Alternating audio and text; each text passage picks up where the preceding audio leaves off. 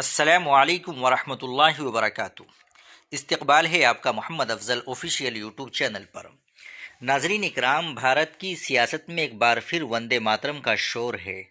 مودی کابینہ نے ایک بڑا فیصلہ کرتے ہوئے وندے ماترم کو قومی ترانے کے مساوی درجہ دے دیا ہے، لیکن اس فیصلے نے جہاں ایک طرف قوم پرستی کی نئی بحث چھیڑ دی ہے، وہیں دوسری طرف ملک کی سب سے بڑی مسلم تنظیم آل انڈیا مسلم پرسنل لا بورڈ نے اسے مذہبی آزادی پر حملہ قرار دے کر مسترد کر دیا ہے۔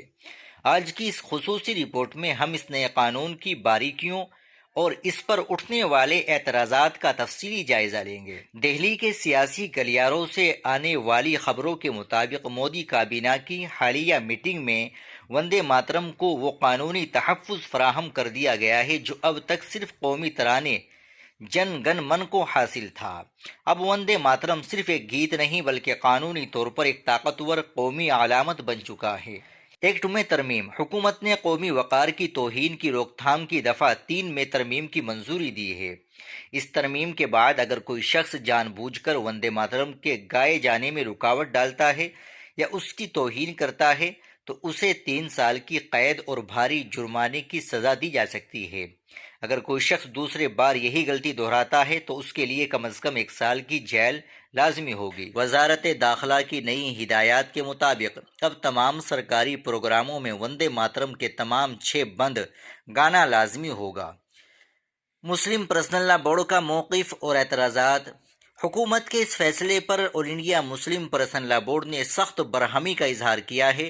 بورڈ نے ایک ہنگامی پریس ریلیز جاری کرتے ہوئے اسے دستور ہند کی بنیادی روح اور سیکولر اقدار کے خلاف قرار دیا ہے۔ عقیدہ توحید کا ٹکراؤ۔ بورڈ کے ترجمان ڈاکٹر سید قاسم رسول الیاس کے مطابق وندے ماترم کے اشعار میں ملک کو ایک دیوی کی صورت میں پیش کر کے اس کی عبادت کی ترغیب دی گئی ہے۔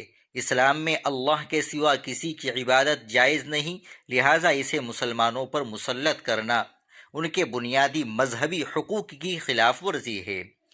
بورڈ نے موقف اختیار کیا ہے کہ 1937 میں کانگریس نے خود رابندر ناتھ ٹیگور کے مشورے پر اس گیت کے صرف ابتدائی 2 بندوں کو قبول کیا تھا، کیونکہ بقیہ بند مذہبی نوعیت کے حامل تھے اور تمام طبقات کے لیے قابل قبول نہیں تھے۔ بورڈ کا کہنا ہے کہ ایک سیکولر ریاست کسی مخصوص مذہبی تصور یا عقیدے کو تمام شہریوں پر زبردستی مسلط نہیں کر سکتی۔